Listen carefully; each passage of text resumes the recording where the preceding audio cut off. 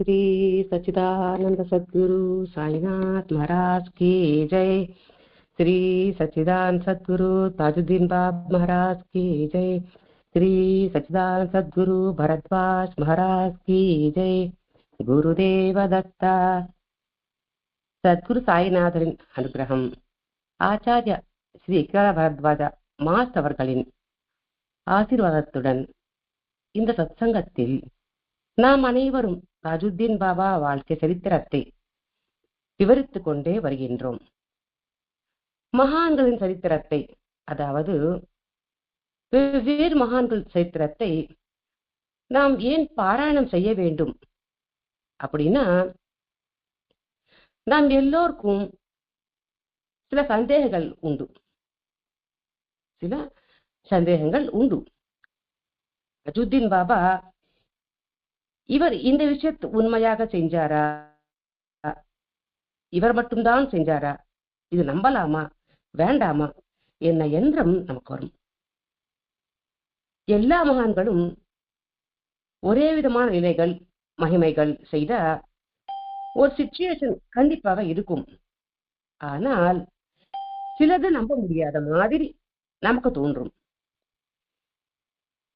இது இப்போ என்றது கிடையாது. ஸ்ரீகிருஷ்ணர் சுண்டு விரல் மேல் கோவர்தனகிரியை நிறுத்தினார் என்று சொன்ன உடனே அவர் என்ன 8 வயசு பாலகன், அவர் என்னதான் நிறுத்துறது, அது கரெக்டா, நம்பலாமா அப்படி என்ற சந்தேகம் சிலருக்கு வரும். அதே மாதிரி 5 ரொட்டியும் 2 மீன்களையும் 5000 பேருக்கு ஜீசஸ் கொடுத்ததாக இருக்கு, இது நம்பலாமா அப்படி என்ற சந்தேகம் சிலருக்கு வரும். ஒருவன் நம்புறது மற்றவனுக்கு நம்ப முடியாத விஷயமாகவும், ஒருவன் நம்ப முடியாத விஷயம் மற்றவனுக்கு நம்பக்கூடிய விஷயமாகவும் இருக்கும். ஆனால் எல்லா மகான்கள் ஏன் அவதரிக்கிறார்கள் அப்படின்னா, மனிதனை மேன்மை அடைய செய்வதற்கு தான் அவங்க அவதரிக்கிறார்கள். சத்குரு ரூபத்தில் அவதரித்து நமக்கு நன்மை செய்ய, அதாவது முக்தி, மோட்சம், ஆனந்தம் எது வேணுனாலும் அது நமக்கு தருவதற்கு அவதரித்துக் கொண்டே இருக்கிறார்கள். இந்த மகான் தாஜுத்தீன் பாபா அவ்விதமாக செய்த சில லீலைகள் காண்போம். ஒரு டாக்டர் வந்து தாஜுத்தீன் பாபாவுடைய சந்நிதியில் இருக்கிறார். அவர் ஒரு வாட்டி மும்பை கிளம்புறார். அவர் பேர் வந்து அப்துல் மஜீத். தாஜுத்தீன் பாபா ஹாஸ்பிட்டல் இருந்தார் இல்லையா, அதனால் அங்க போயிட்டு பாபா கிட்ட ஆசீர்வாதம் வாங்கி மும்பை கிளம்பணும் என்று நினைத்தார்.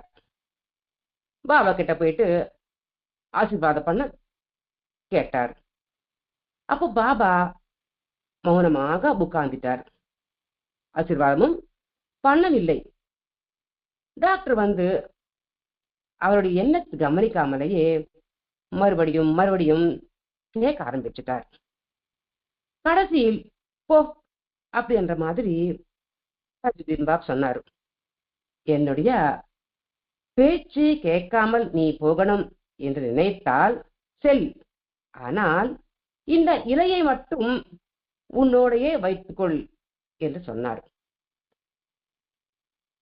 வெளிப்படையாக பார்க்கிறதுக்கு அது கீழ் விழுந்த ஒரு சின்ன இலை. அந்த இலையை எடுத்து டாக்டர் கையில் வச்சார். டாக்டர் அந்த இலையை பத்திரமாக அவருடைய பாக்கெட்டில் வச்சுக்கிட்டு மும்பை கிளம்பிட்டார். அவர் வந்து ட்ரெயினில் பூசாவல் என்ற ஒரு ரயில்வே ஸ்டேஷனில் இறங்கிட்டார்.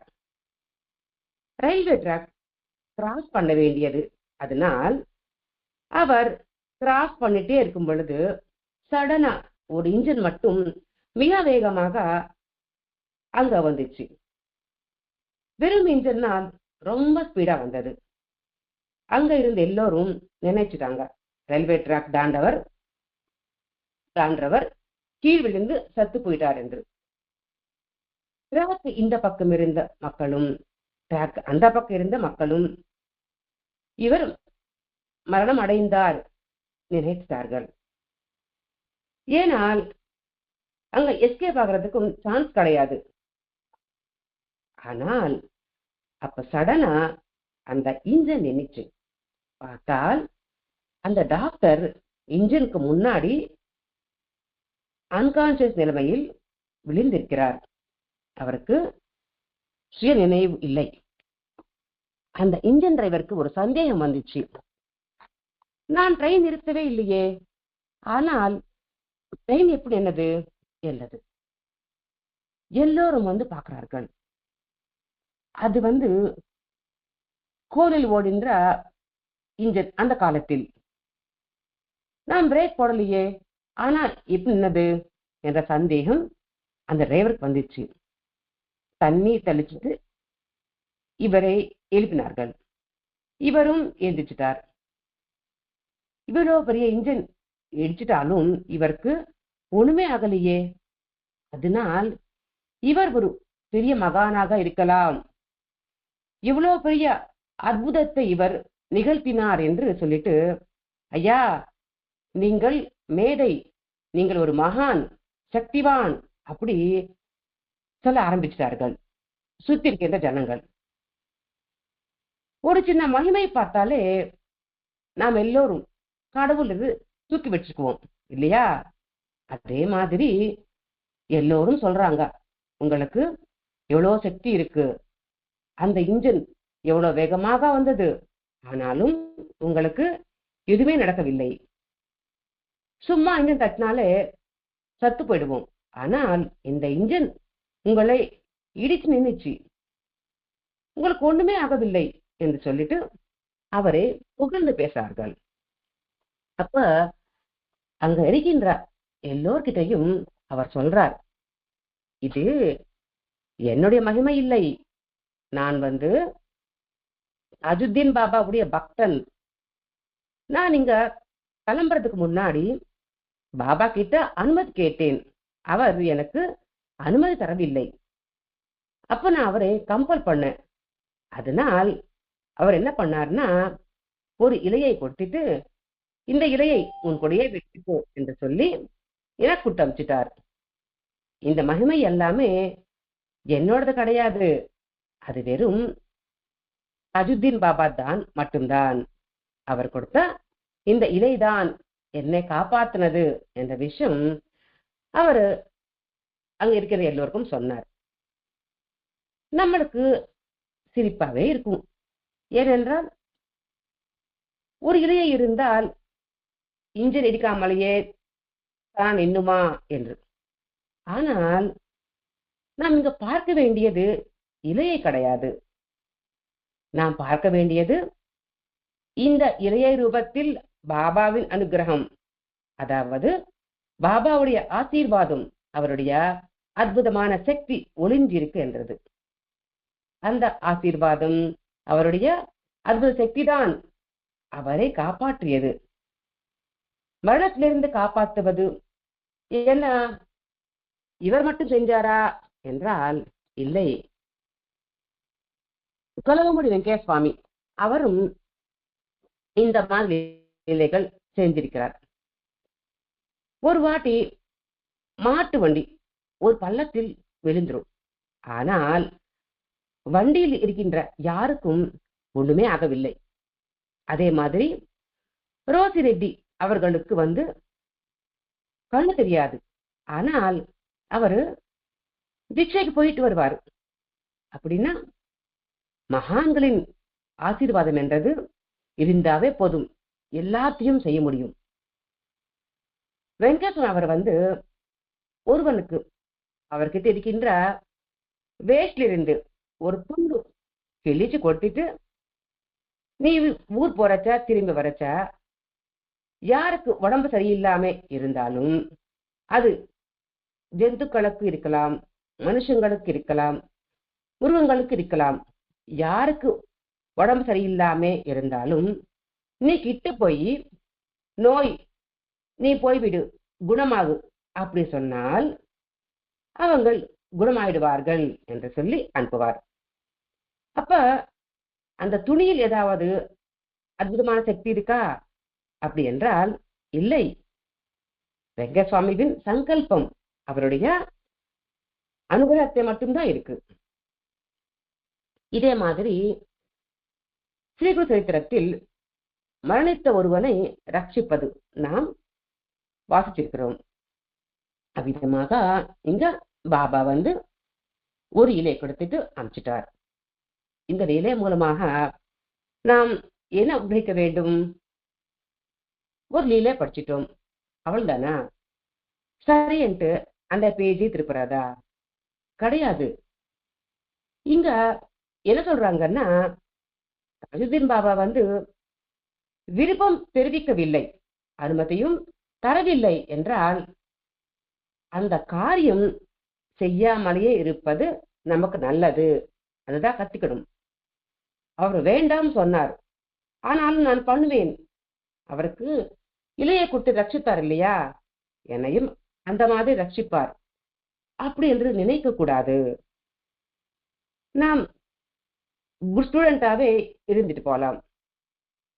அவர் வேண்டாம் சொன்னார், அதனால் செய்ய வேண்டாம், நல்லவராக இருக்கலாம், அவள்தான். அதாவது குருவின் மனம்பு அறிந்து நடுப்பவன் தான் உன்னதமான ஸ்டூடெண்ட், அதாவது த பெஸ்ட் ஸ்டூடெண்ட் அப்படின்னா இருக்கணும். விதமாக மற்றவர்களையும் நாம் பார்ப்போம். மும்பையிலிருந்து ஒரு சேட்டு வந்தார். அவருடைய தந்தைக்கு தீவிரமான ஒரு நோய் வந்தது. இனிமேல் வாழ மாட்டார் என்று டாக்டர் சொன்னார்.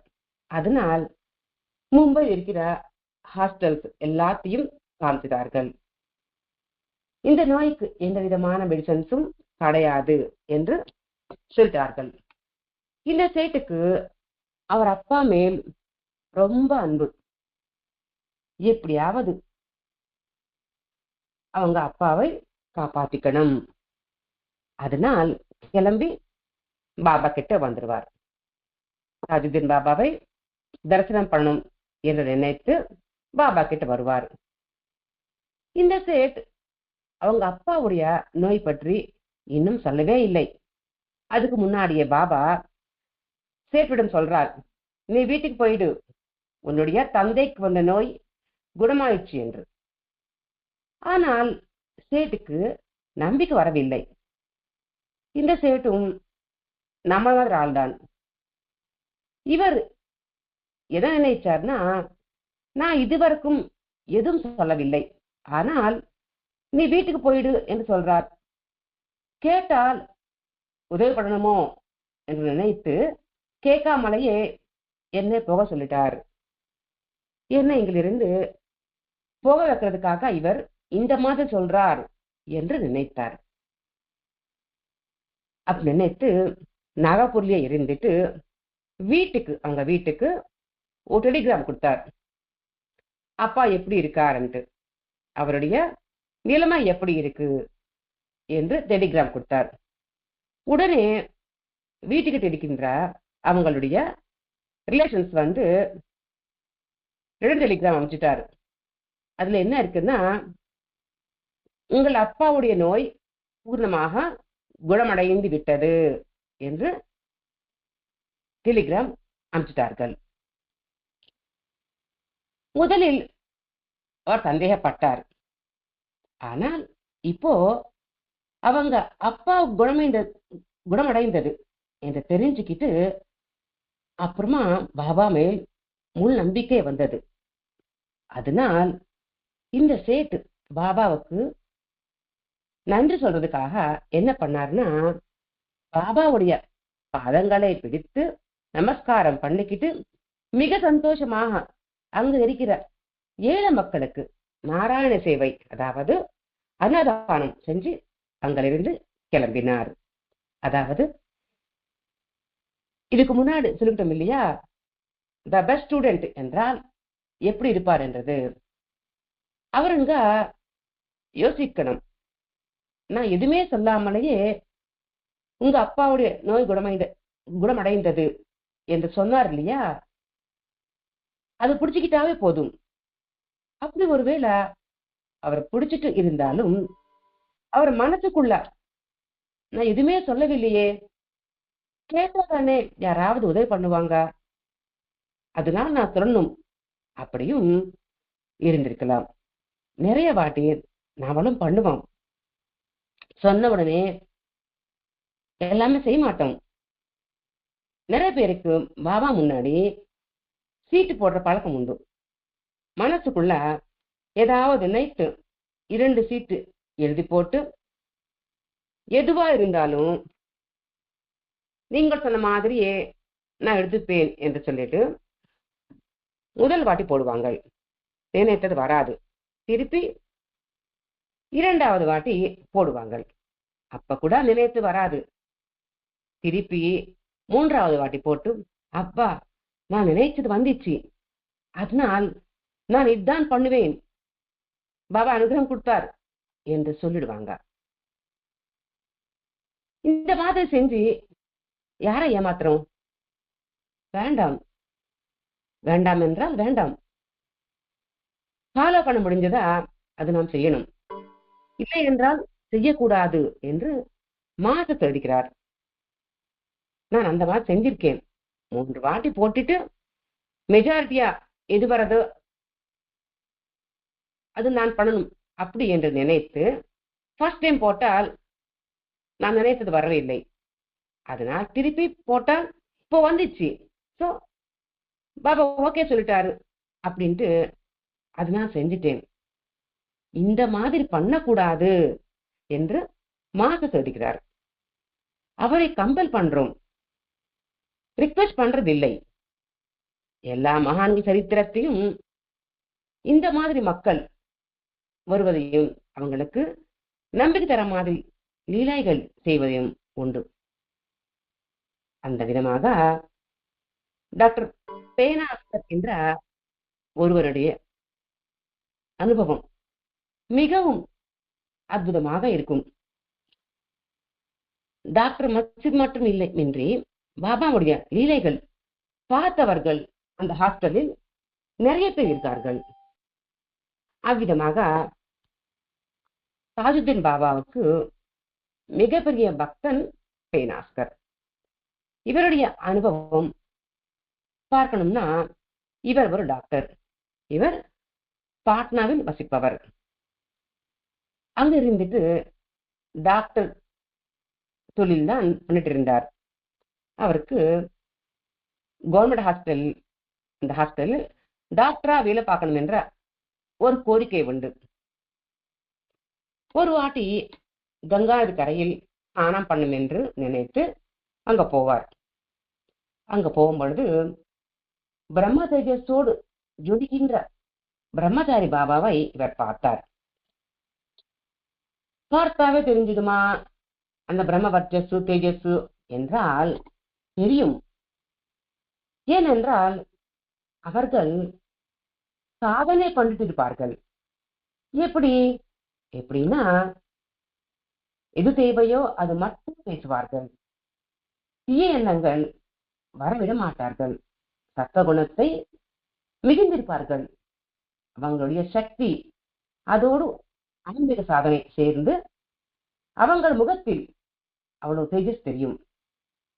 ஜெனரலா நாம் பார்ப்போம், நல்ல குணங்கள் இருப்பவர்கள் கம்மியா பேசுவார்கள். அந்த மாதிரி சில பேரை நாம் பார்த்தோம்னா பார்த்த உடனே நாம் சொல்லுவோம், அப்பா என்னடா அவங்கள முகத்தில் இவ்வளவு தேஜஸ் தெரியதோ பாருங்கள் என்று சொல்லுவோம். இவர் சாதனை பண்ற ஒரு பிரம்மச்சாரி. அவர் ஒரு அவதூத்தை பார்த்த உடனே இவருடைய மனம் கண்டுபிடிச்சிச்சு. அதனால் அவர்கிட்ட போறார். போயிட்டு பவித்திரமான தன்மையை பார்த்தார். பார்த்து கொஞ்ச நேரமாவது நான் அவர்கிட்ட பேசணும் என்று நினைத்தார். அப்படி பேசினால் என்னுடைய கோரிக்கை நிறைவேறும், அவருடைய ஆசீர்வாதமும் கிடைக்கும் என்று நினைத்து கொஞ்சம் நேரம் பேசுறதுக்கு அப்புறமா அவர் சொல்றார், சுவாமி எனக்கு கவர்மெண்ட் டாக்டரா வேலை செய்யணும் என்ற ஆசை இருக்கு. என்னுடைய கோரிக்கையை நிறைவேறதுக்காக என்னை ஆசீர்வாதம் பண்ணுங்கள்.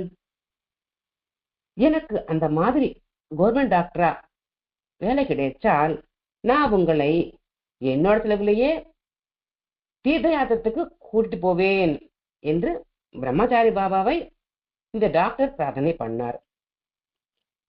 பாருங்க, நாம் எல்லோரும் இப்படிதான். ஏதாவது சுவாமி கிட்ட வேண்டிக்கிட்டு நான் நினைத்தது நடந்தால் நான் உங்களுக்கு 100 தேங்காய் உழைப்பேன் என்று சுவாமி கிட்டையே வேற பேசுவோம். ஆனால் நடந்தவுடனே கடைக்கு போயிட்டு இருக்கிறதுலயே சின்ன சின்ன தேங்காய் பார்த்து பார்த்து வாங்குவான். ஏனென்றால் அது சுவாமி கச்சே, அது சுவாமிக்கு தான் வளர்க்கணும். அதனால் சின்ன தேங்காயே போதும் என்று சொல்லி கம்மியான விலைக்கு வாங்கி வளர்ப்போம். ஆனால் அவர்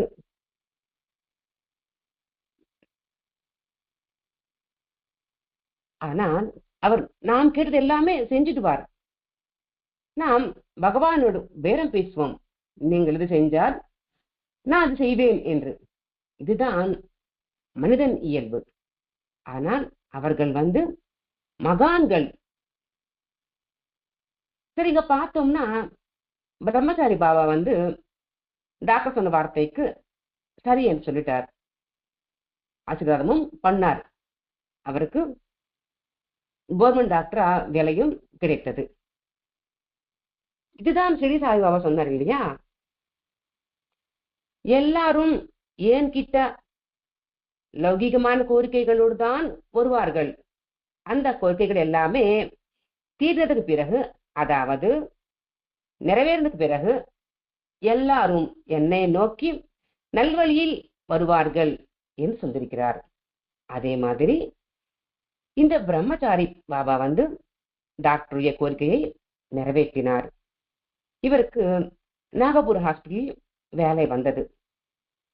பிரம்மச்சாரி பாபாவுக்கு வாக்கு கொடுத்தார் இல்லையா? அதன்படி அவரை கூட்டிட்டு தீர்த்த யாத்திரைக்கு சென்றார். பிரம்மச்சாரி பாபா பினாஸ்கருக்கு நாகப்பூரில் ஜாப் வந்ததுக்கு ரொம்ப சந்தோஷப்பட்டார்.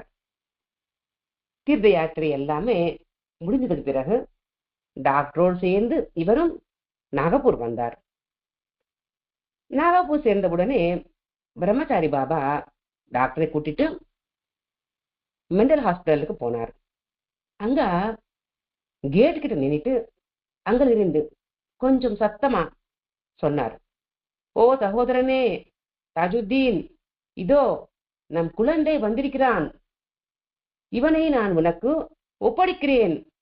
இவனின் நல்லதும் கெட்டதும் இன்மேல் நீதான் பார்க்க வேண்டும் என்று சொன்னார். இது சும்மா படிக்கிறதோ கேட்கிறதோ என்ற மாதிரி இல்லாமல் யோசிச்சு பாருங்க. அது ஒரு மெண்டல் ஹாஸ்பிட்டல். அந்த ஹாஸ்பிட்டல் இவ்வளவு பெருசா இருக்கு. அது ஏற்கனவே ஹாஸ்பிட்டல் பற்றி நாம் சொல்லியிருக்கோம். அங்க நிறைய மருந்துகள் இருக்கும். அங்க எல்லாரும் சேர்ந்து உட்கார்ந்து பிரார்த்தனை பண்ணுவார்கள் அப்படின்ட்டு. அதனால் பாபா எங்க இருக்காரோ தெரியாது. அப்படி இருக்கும் பொழுது இவர் கேட் கிட்ட நின்றுட்டு உள்ளேயும் போகாமலையே அங்கிருந்து கத்துறாரு, ஓ சகோதரனே தாஜுத்தீன் என்று கூப்பிடுறார். இங்க பாருங்கோ, இவர் ஒரு பிரம்மச்சாரி, அவதூத சாம்பிரதாயம், யூசுவல் இந்துவா இருக்கணும். ஆனால் தாஜுத்தீன் பாபா ஒரு முஸ்லீம். இவர் என்ன கூப்பிட்டார்னா சகோதரனே என்று கூப்பிட்டார். சகோதரனே என்றால் சக உதர, அப்படின்னா ஒரே வயிற்றில் பிரிந்தவர்கள் என்ற அர்த்தம். ஒரே வயிற்றில் பிறந்தவர்கள் என்ற அர்த்தம். ஒரு தாயின் பிள்ளைகள் என்ற அர்த்தம்.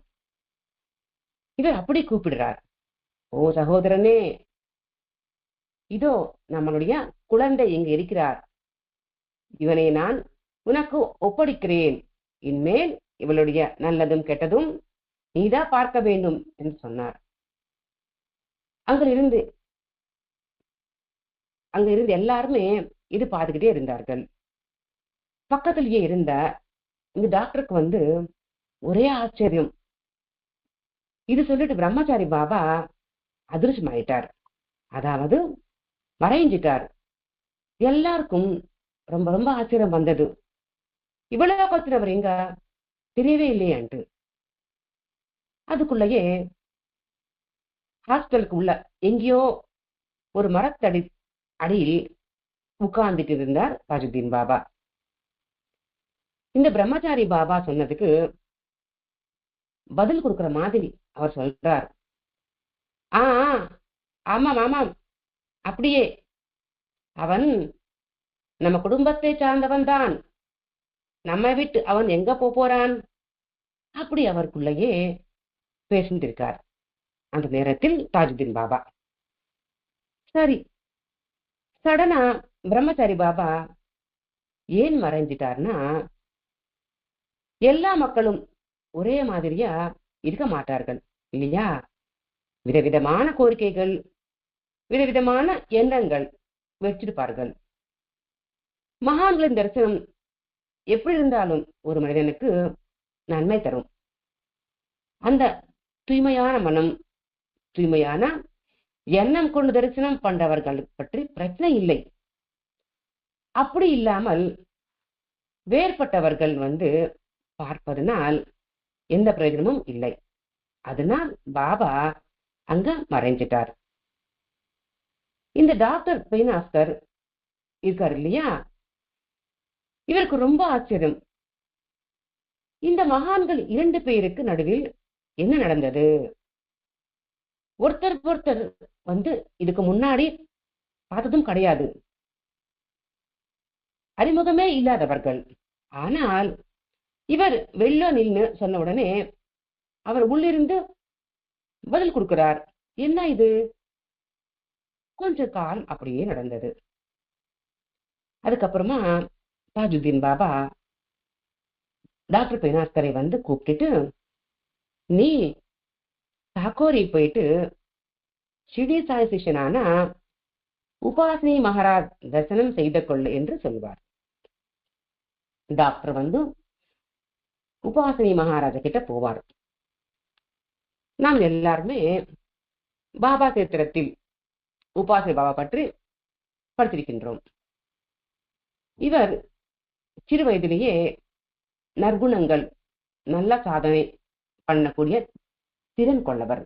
ஏனால் இவர் தனக்குத்தான் விஷ்ணு சஹஸ்ரநாமம் பாராயணத்தை செய்து, சந்தியாவந்தனம் செய்து, தர்மாச்சரணா இது எல்லாத்தினால் எந்தவரும் இல்லாமலேயே கிட்டத்தட்ட 6 மாசங்கள் தியான நிலை அடையக்கூடிய அளவுக்கு சாதனை பண்ணவர். அப்படி சாதனை பண்ணாலும் சில தவறுகள் பண்ணதனால் அந்த சாதனை முன்னேற முடியாத நேரத்தில் பாபா இவரை மேன்மை அடைய செய்தார். அவரிடம் போக சொன்னார் தாஜுதீன் பாபா. தாஜுதீன் பாபா தனக்கு தக்க சமயத்தில் ஒரு நல்ல அட்வைஸ் கொடுத்தார் என்று நினைத்து பெயினாஸ்கர் கிளம்புவார். அங்க போனதுக்கு அப்புறமா பெயினாஸ்கருக்கு தெரிய வந்தது, உபாசினி பாபா தன்னுடைய ஆன்மீக உயர்வுக்கான விஷயங்கள் போதித்துக் கொண்டே வருகின்றார் என்று. தாஜுதீன் பாபா என்னை இங்கு அனுப்பியதும் மிக நல்ல விஷயம் அப்படின்னு சொன்னார். என்னுடைய நன்மைக்காகவே அவர் என்னை அனுப்பியிருக்கிறார். இவ்விதமாக டாக்டர் பெயினாஸ்கர் பிரம்மச்சாரி பாபா, தாஜுதீன் பாபா, உபாசினி பாபா இவங்களின் ஒவ்வொருத்தர் ஆசீர்வாத பலனால் அற்புதமான முறையில் ஆன்மீக உயர்வை அடைந்தார். இங்க பாருங்க, ஆன்மீக மாற்றங்கள், ஆன்மீகத்தில் மேன்மை அடைவது அப்படின்னா என்ன என்ற கேள்வி நமக்கு வரணும். அதுக்கு 4 விஷயங்களாக நாம் பார்க்கலாம். நம்மளை நாம் திருத்திக் கொள்வது, நான் என்றால் யார் என்பது தெரிந்து கொள்வது, எல்லா பிராணிகளில் கடவுள் இருக்கா என்றது தெரிந்து கொள்வது, எல்லா ஜீவிகளின் நன்மைக்காக போராடுவது, நன்மை வேண்டுவது, அதுக்கான முயற்சி செய்வது, ஆன்மீகமான உயர்வு என்று சொல்லப்படுது. அவ்விதமாக டாக்டர் பெயினாஸ்கர் இந்த 3 மகான்கள் மூலமாக தான் நல்நிலையை அடைந்தார் என்றது தெரிஞ்சு கொண்டார். இங்கு பாருங்க, ஒரு சத்குரு கிடைத்தார். அந்த சத்குருவுடைய போதனைகள் தெரிஞ்சுக்கிட்டு நாம் அவரிடம் இருப்பதனால் என்ன பெறணும்? ஆக்சுவலி அவர்கிட்ட போறோம், போனதுக்கு அப்புறம் எந்த நிலையில் இருந்தோமோ அந்த நிலையிலிருந்து இறங்கி போவதா, இல்லை அந்த நிலையிலேயே இருப்பதா, இல்லை அந்த நிலையிலிருந்து மேன்மையான நிலைக்கு செல்வோமா, இது யோசிக்கணும். ஒரு சத்குரு சன்னிதானம் கிடைத்தது, நம்மளை நாம் மேற்படுத்திக் கொள்ளாமலேயே இருந்தால் அவருடைய போதனைகள் நாம் உத்தரிக்கவில்லை, அவருடைய சந்நிதியை நாம் பயன்படுத்திக் கொள்ளவில்லை என்பதுதான் நமக்கு தெரியும். அது மட்டும்தான், வேற எதுவும் இல்லை. பயன்படுத்திக் கொண்டால் மேன்மை அடையலாம். இருக்கிற இடத்திலிருந்து கீழே போயிட்டு என்று வச்சுக்கோங்க, கீழே போயிட்டோம் என்று வச்சுக்கோங்க, திருப்பி இந்த இடத்து வர்றதுக்கு மிகவும் கஷ்டமாக ஒரு செயலாக மாறிவிடும். இங்க இந்த மகான்கள் பாருங்க, 3 தனிப்பட்ட முறைகளுக்கு சார்ந்தவர்கள்.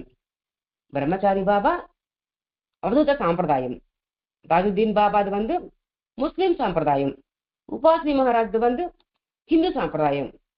இங்க 3 வகையான சாம்பிரதாயத்துக்கு சார்ந்த மகான்கள் சேர்ந்து ஒருத்தனை சீர்திருத்து மேன்மை அடைய செய்தார்கள். எதுக்காக ஒருவனுக்காக 3 பேரும் சேர்ந்து முயற்சி பண்ணாங்கள் அப்படின்னா, ஜெனரலா நம்ம வீட்டு பசங்களே பார்த்தோம்னா, நாம் என்ன சொன்னாலும் அவங்களுக்கு புரியாது. எத்தனையோ எக்ஸாம்பிள்ஸ் நாம் சொன்னாலும் அவங்களுக்கு புரியவே புரியாது. ஆனால் பக்கத்து வீட்டு ஆண்டியோ பக்கத்து வீட்டு அங்கிளோ யாராவது சொன்னால் சட்டனை பிடிச்சுப்பார்கள். அதனால் இவங்கள் ஒருத்தர்கிட்ட இருந்து இன்னொருத்தர்கிட்ட அனுப்பி அவருடைய நன்மைக்காக அனுப்பிச்சிட்டார்கள். இதே மாதிரி அக்கல்கோட மகாராஜ் சரித்திரத்தில் இருக்கு. நீ என்னடா ஆள்றே, நீ ஷெடிக்கு போ, நான் அங்க இருக்கேன் என்று சொல்லி ஷிரடிக்கு அனுப்புவார் ஒருத்தனை அக்கல்கோட்ட மகாராஜ். திருப்பி அவர் அவருடைய ஊருக்கு போகணும் என்று பாபா கிட்ட சொல்லும் பொழுது அவர் என்ன சொன்னார்? அங்க என்ன இருக்கு, அந்த சுவாமி என் ரூபத்தில் இங்கே இருக்கார், அதனால் நீ இங்கே இரு, அப்படி பாபா சொன்னார்.